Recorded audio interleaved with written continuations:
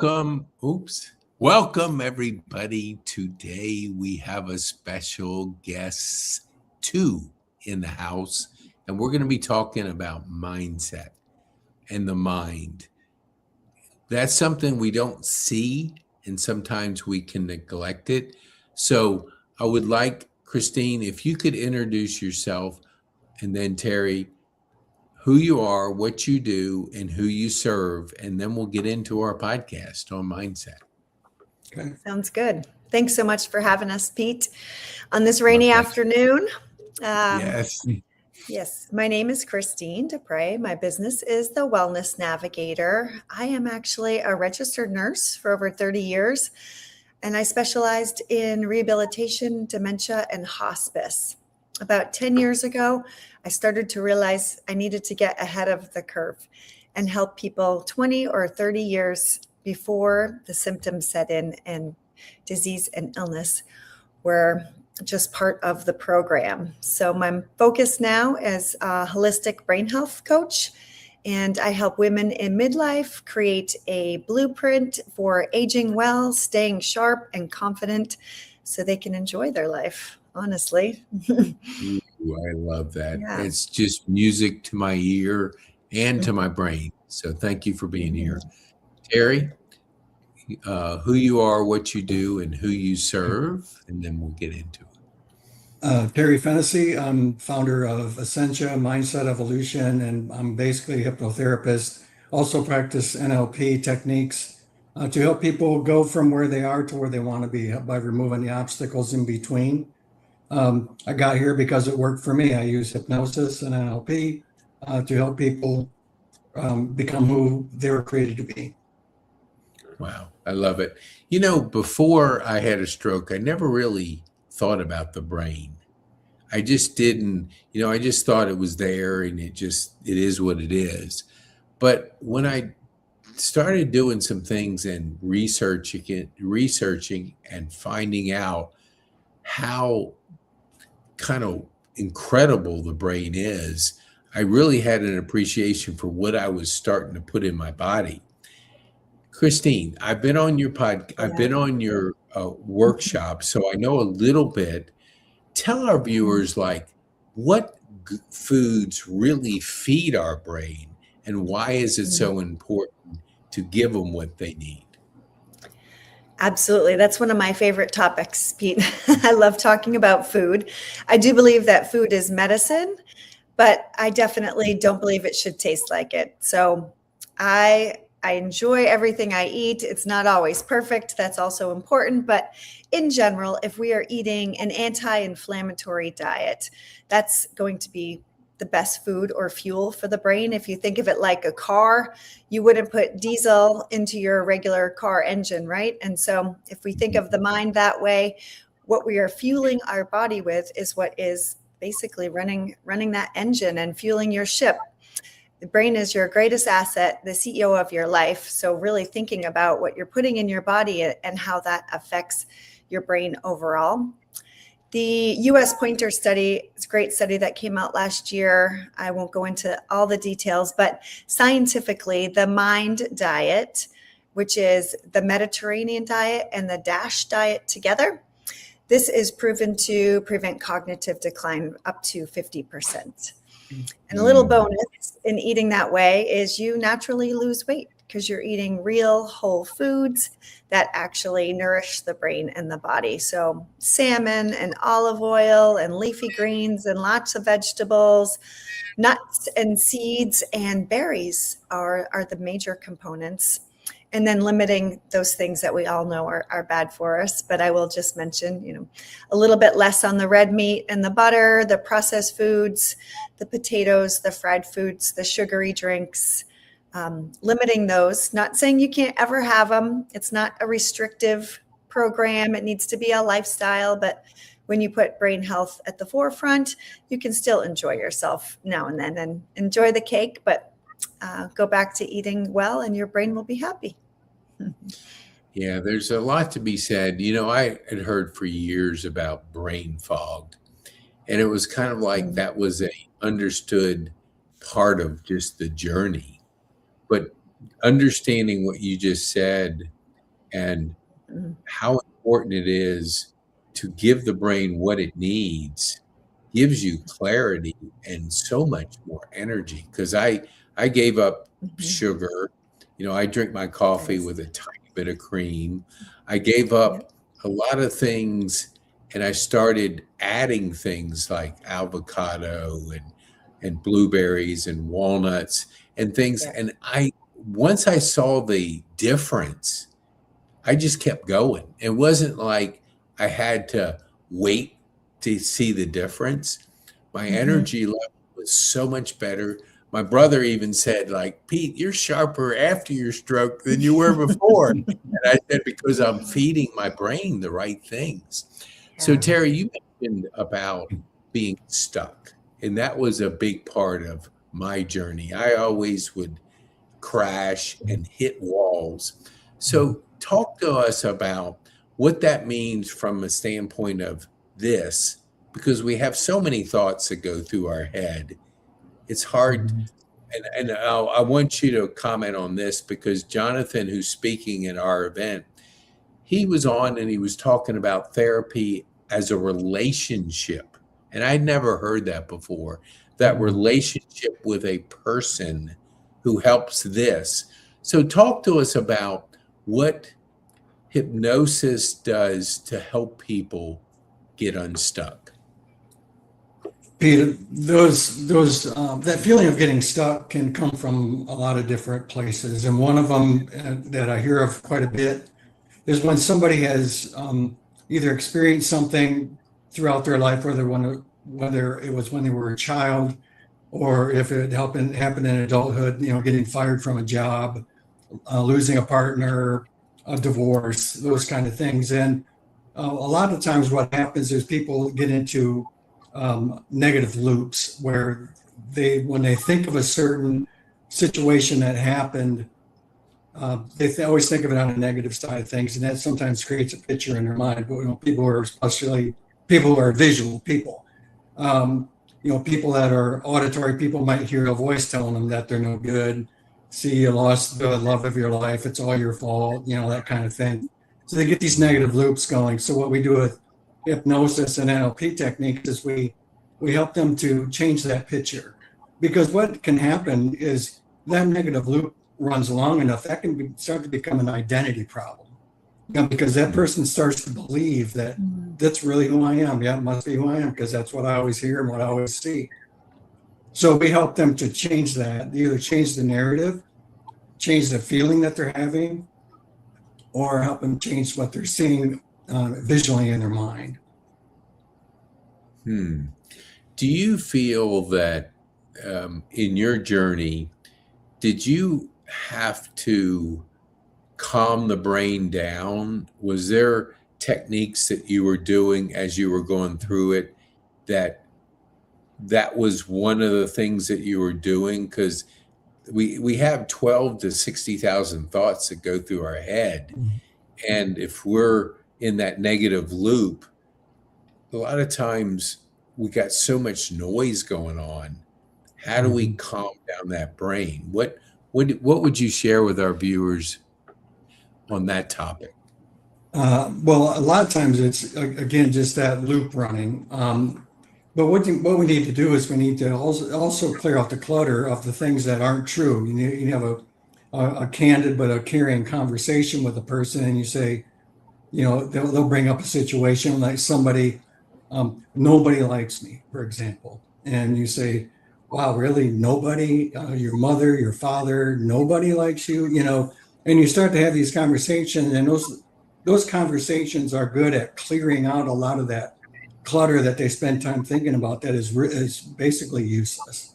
Um, it's worse than useless because it's causing a negative situation to happen. But for me, that's typically what the things that I do and what I've done with myself is I just think about it from a rational perspective and say, that's really silly that I'm thinking that way. That's a ridiculous thought. Why would I think about that way? And the other thing I do is I try to work with a person to help them be their own biggest fan instead of their own biggest enemy. Um, because that can happen as well. They get into this negative loop and all they do is say negative things about themselves. Well, if that's all you think, then you're with your best friend, supposedly yourself, and you say negative things all the time. It's just going to continue to perpetuate itself. So I help them to switch that around. Reframe is a good technique. Reframing is a good technique for that, and just help them to change that thought process that they're having.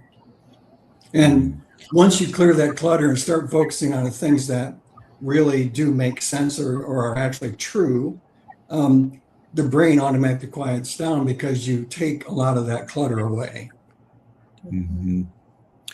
Do you, this is for Christine. So we see, dementia and we see Alzheimer's on the rise. Is that happening in America or is it happening outside of America too? Is that a global challenge problem that you've been able to discover or figure out? Yes, from my understanding, America especially, but yes, it is a worldwide thing. I believe that, technology and the world is moving so fast that our bodies truly haven't had time to catch up with the times, and processed foods, just look at the risk factors for Alzheimer's, dementia, and work your way back from there. But hearing loss, pollution, cardiovascular health, obesity, diabetes, these are all risk factors. And as a society, as a world, things are moving really quickly. We have cell phones and radiation and plastics and lots of chemicals and dyes, lotions and potions, whether you put it on your skin, which is absorbed in your body, or you're ingesting it or you're smelling it. It's just coming at us from a lot of different angles.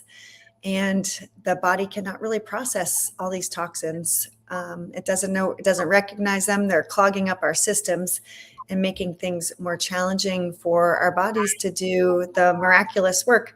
Your brain functions 24/7. And like you said, Pete, most of the time, if it's working right, you don't even really notice everything it's doing. But it's your thoughts, your actions, your habits, how you move, but your heartbeat, your breath, like all the autonomic things. When we're living in a society that's completely stuck in fight or flight all the time, that stress mode where we're always on the go, we are always on our phones, there's people always coming, for our attention.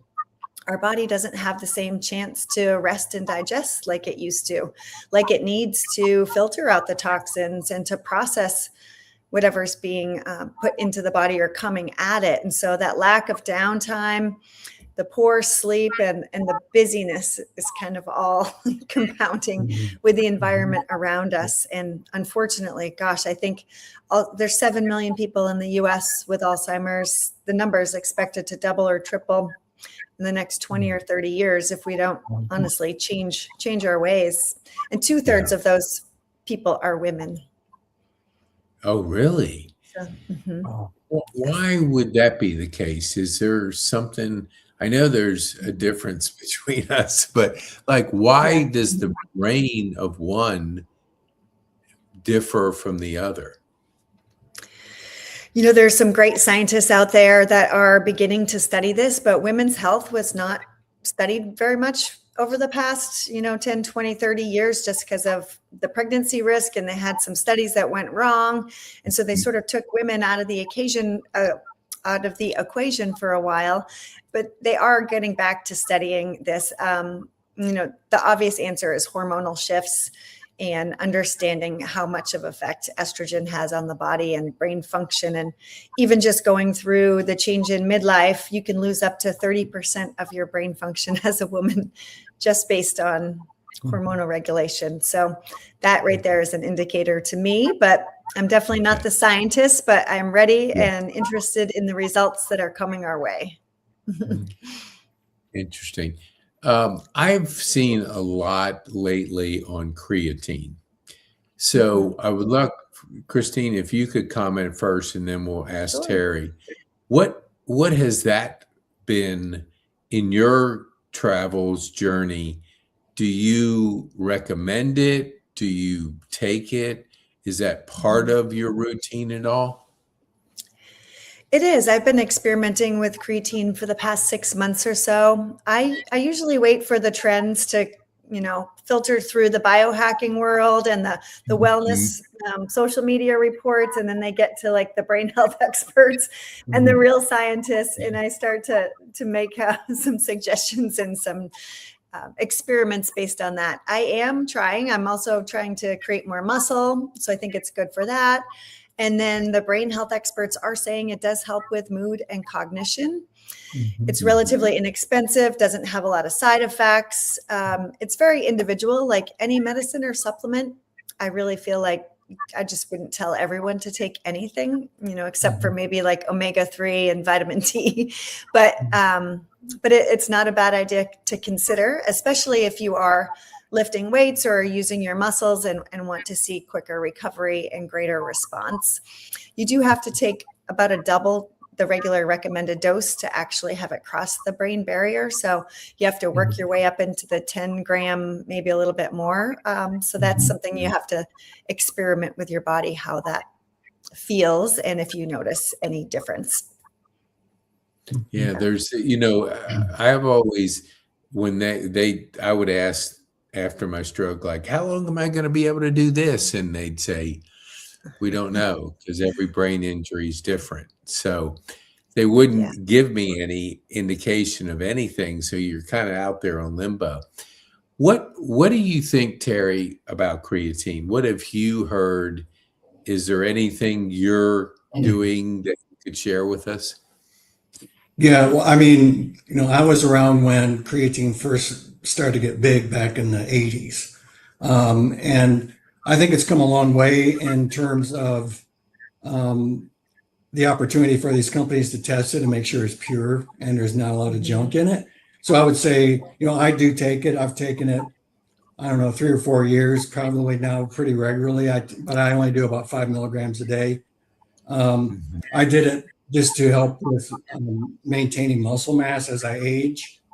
And Mhm. I've done a lot. I've read several of the articles regarding how it can help you from a cognitive perspective as well.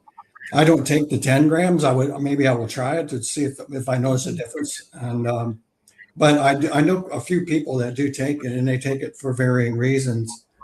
I have read that creatine monohydrate is the best one. I don't know if there's Mhm. others out there, but they say make sure it's monohydrate and make sure it's NSF approved or third party studied. So then there's not a lot of junk in it. It's just to make sure you get a high quality one. That's really all I know about it. That's a good point. That's, I've heard that creatine. What did you say? Monohydrate. Hydrate, monohydrate. Yeah, I Yeah. did see that word because I kind of, once I hear things, on a podcast, I'll do a little bit of research to get a little bit more information, and Mhm. that had been coming up. And then once you listen to one video, then the other ones pop in. So it's easy to get Right. more views on different things. What do you Mhm. think, Christine, when it comes to working with your clients? What is the toughest thing for people to get started and continue that journey of healthy brain health? If I had to narrow it down, honestly, helping people just to understand that taking care of yourself is not really it's not a privilege, it's not selfish, it's necessary and needed, especially if we want to age well. And I often talk about longevity versus health span and this new concept called joy span. It's like I've seen what happens when people are not enjoying their older years and they live Yeah. for a very long time and not very good shape. And I wouldn't wish that upon anybody. And so if you can spend the time and the energy and the money while you have the opportunity, whatever age that might be, to invest in yourself, it will pay off in the quality of life that you have in the years to come, and helping people see that switch. And like you said, people don't realize that even just one good meal can change the way they perform in their job or the way they sleep or how much energy they have, even just one thing. So really compounding those micro habits, making it seem reasonable versus a big restrictive program or training for a marathon. We're just going to go for a walk around the block, starting small and working our way up and making it individual for the person's lifestyle. What program works for me does not necessarily work for anyone else. So I think building the program around that person's lifestyle. What's their family like, their job, their motivation, their energy, their values? Why are they even coming to me at all? And then really creating something that resonates with them so that they connect to that vision of how they want to age and what's important to them. What do you think, Terry, this question is like, we see a lot of technology coming at us fast, AI. What do you think that speeding of how information gets delivered, are you finding that, are you reserved when it comes to AI, or are you putting your big toe in, or you got both feet in? Give us a little idea of how you're handling the new technology that's been coming and is in full effect. I'm using it sparingly, I will say, probably compared to a lot of people. I use it for information. I use it to, like, for example, if I write something, I'll run it through it just to see if there's any grammar issues or whatever, or ways to say it better than what I currently say it. I use it. I think it's got value for sure.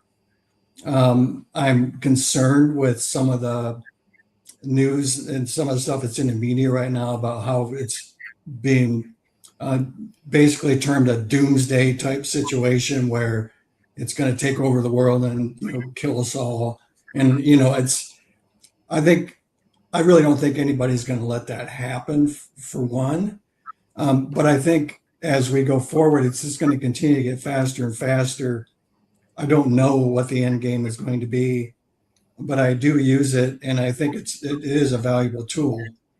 When it comes to replacing people, as far as their jobs are concerned, that is a concern of mine as well. And I think we're going to go through a period of where maybe we see some of that. We're already starting to see some of it in the big tech companies, because they know how to use it better than most. But that has happened many times throughout our industrialized past, where things were automated, things would happen, people lose their jobs, something else rises. That's where you get your job, and that's easy for me to say, to start a whole new career in something that you know nothing about. However, I think the opportunities will present themselves, and I hope that not that I want more government regulation on things, but I just think that there needs to be at least some guardrails there where people are protected in a manner in which they can, still take care of their families, etc. So I don't know what that means, but I think it's a very useful tool. But I think that also we need to, like I said, build some guardrails around it as we move forward. Yeah, makes sense. I finished reading this book, Abundance or Collapse, and it was basically the two sides of the coin. And you have kerosene, it can burn down a house, but it also can heat a house. So you have two sides to everything. And so you got to be aware, because we're going through rapid change, there's no doubt. And why I loved having y'all on was, when you're going through change, you don't want to do it alone.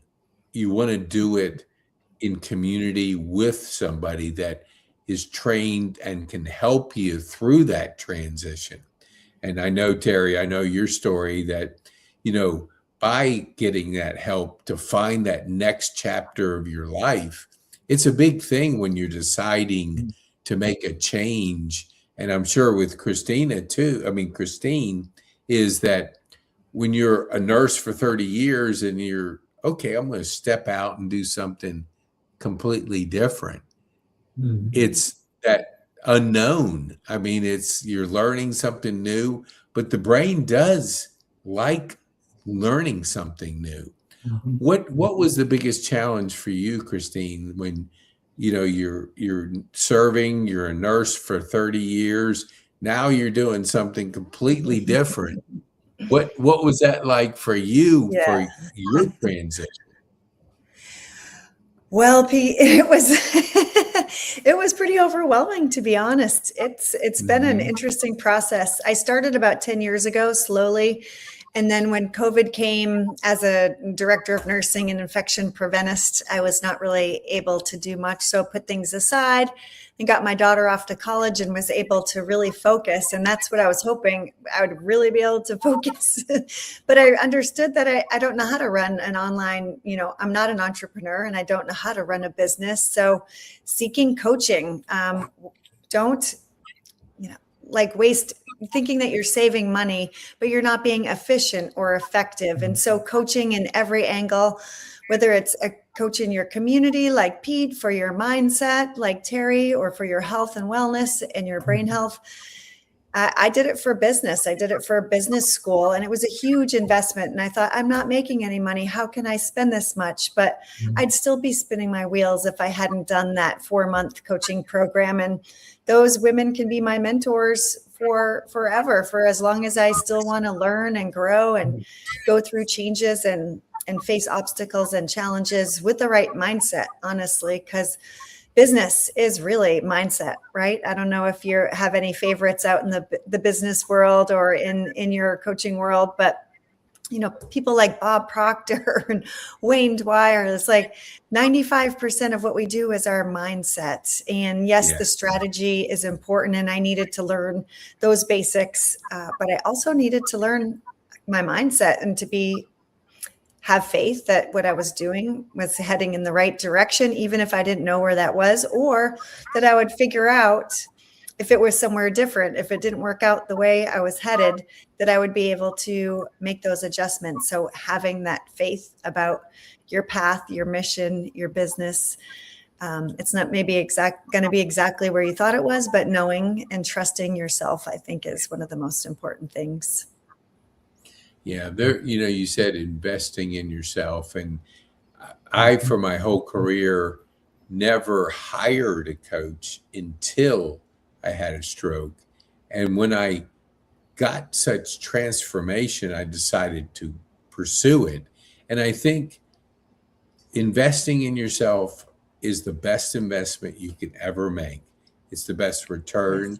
And, we sometimes think we can figure it out, but it takes a lot longer. And that feedback and that accountability and those blind spots, they're real and they happen to us. But when you're like getting a paycheck every Friday, like in your nursing career, I mean, you know you're going to get paid, but as an entrepreneur, you don't get paid. It's not an automatic. So you have to shift Yeah. that mindset to how do I create that value enough that people are saying, I want to pay you to help me get to where I want to get and get there faster. What do you think when it comes to I'm a big like morning, I have routines and I try to eliminate as much thinking, decision making as I possibly can. Let's go with Christina first. What have you automated or put into a habit that has honored you in your journey to be that entrepreneur and have your own business? Sure. I'll start with the basics. Honestly, starting my day with gratitude has been a huge game changer. Yes, also with a glass of water before my tea or coffee, but those morning statements of today's going to be a great day.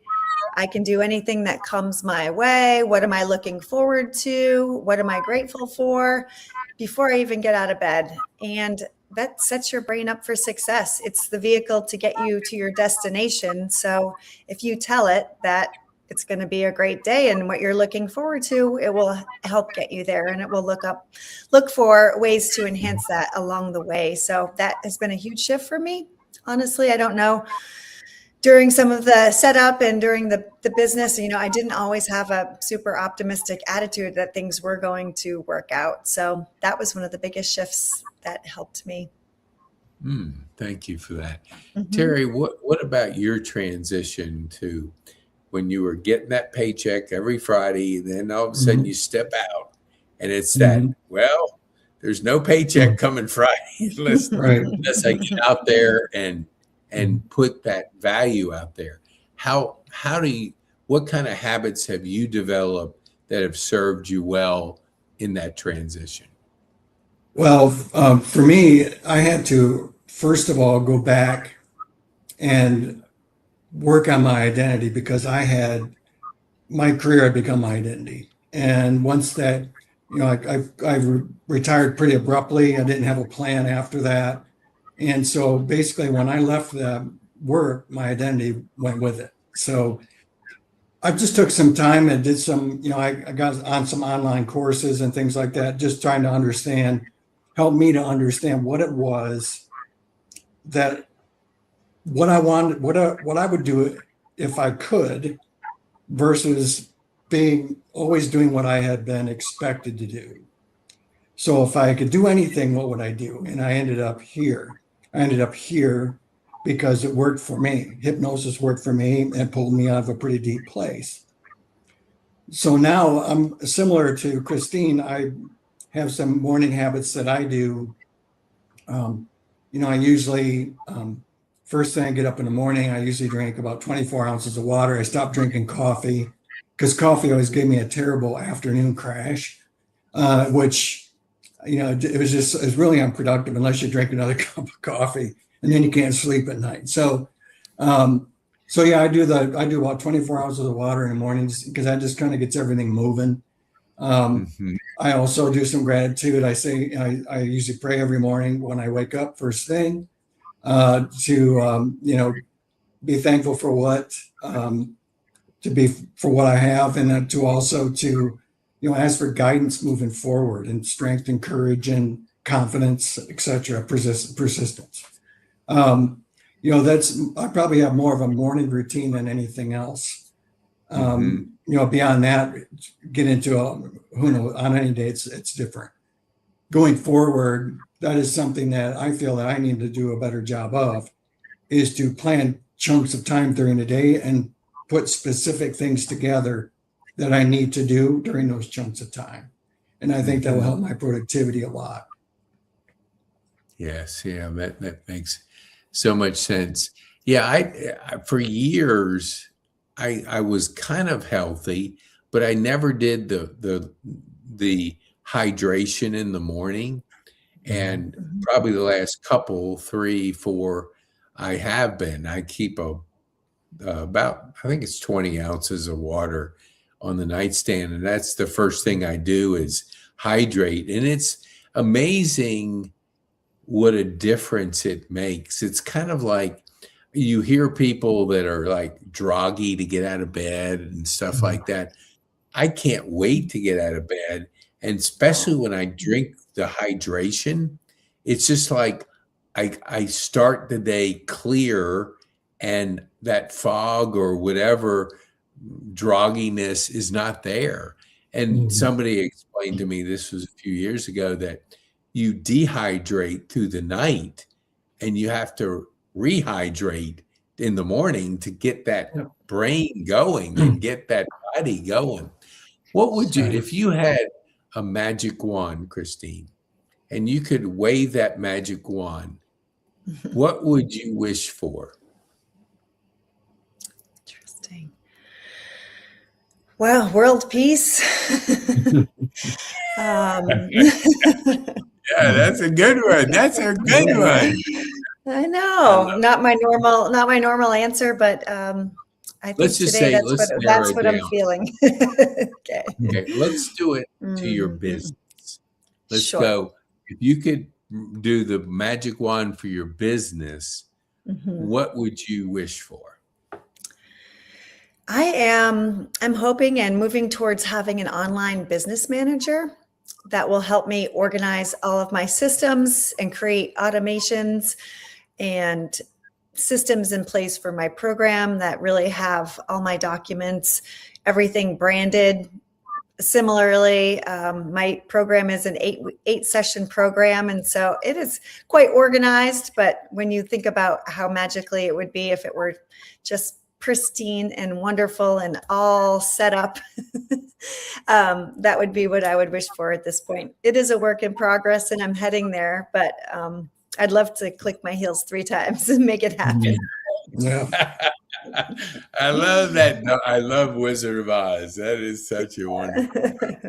Yeah. So, Terry, what about yourself? If you could wave that magic wand, what would you wish for? Well, first of all, Besides I'd wish for what's that? Besides I didn't more hear. grandkids. Oh yeah, we got plenty of those more coming. So I would first of all wish for good health and longevity. Like Christine referenced earlier, I don't want to be that person that needs help to do anything. So I want to be able to continue to move and have strength, etc., going into my latter years. When it comes to the business, I would like to. I need more. I'd like to have more exposure, more exposure, so I can impact more people positively. Because to me, that is one of the best feelings that I've had, is when I can assist somebody and help them overcome something that they've had trouble with for many, many years. Even as little as having somebody text me and say, I slept all night last night. I haven't done that in years. After one session, that to me is really powerful.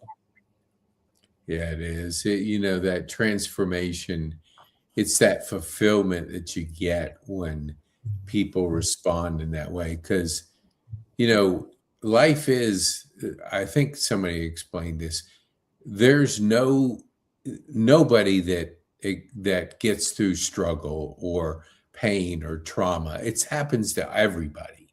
It's like, how do you get through it? How do you learn? How do you get better?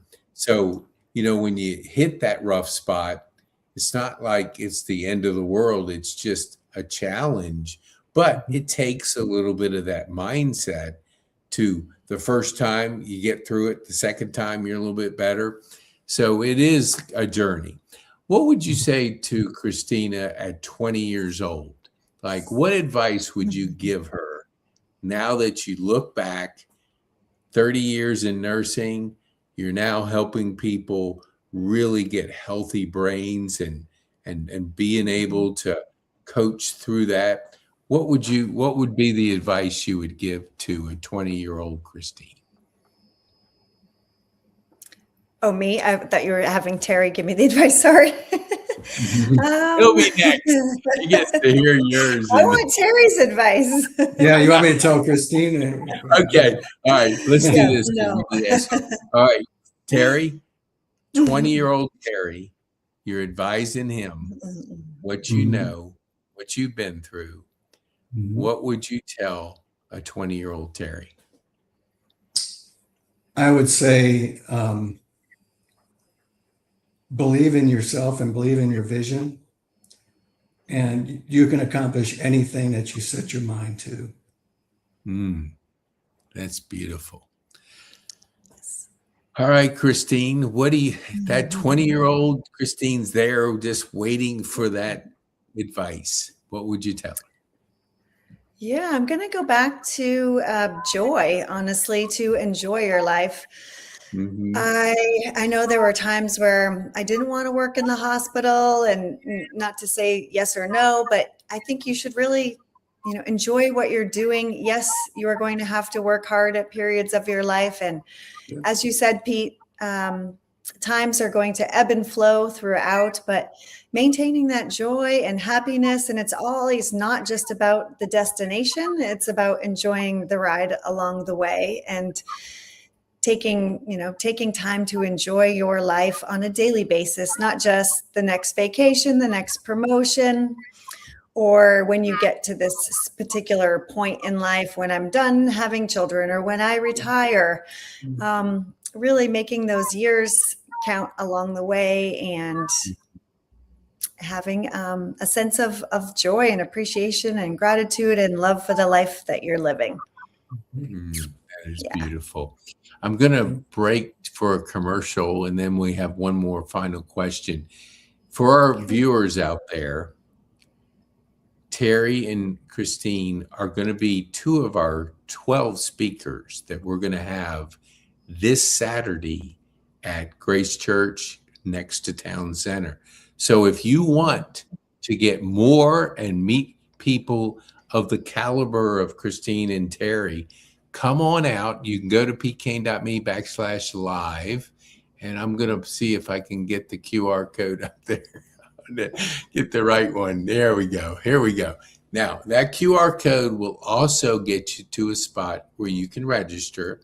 There's a free gift for everybody that registers. Not only will you be able to meet Christine and Terry and 10 other speakers, you'll be able to be around people that are making an impact, helping each other, and giving you the information, because I'm a firm believer it's a circle of learning. We all learn from each other. And when you can have people of their caliber in a building at one time, you want to be in that building. So go ahead, you can register. And if you have any questions, you can certainly ask them questions on Saturday too. Okay. All right. That's the commercial break. Oops. Hold on here. Let me do a little maneuvering here. I'm going to get that banner off. Okay. So Christine, first, how can people get a hold of you? My website is called thewellnessnavigator.com. My email is christine@thewellnessnavigator.com. I'd love for you to send me an email. I do a free monthly brain boost. You can sign up on the website.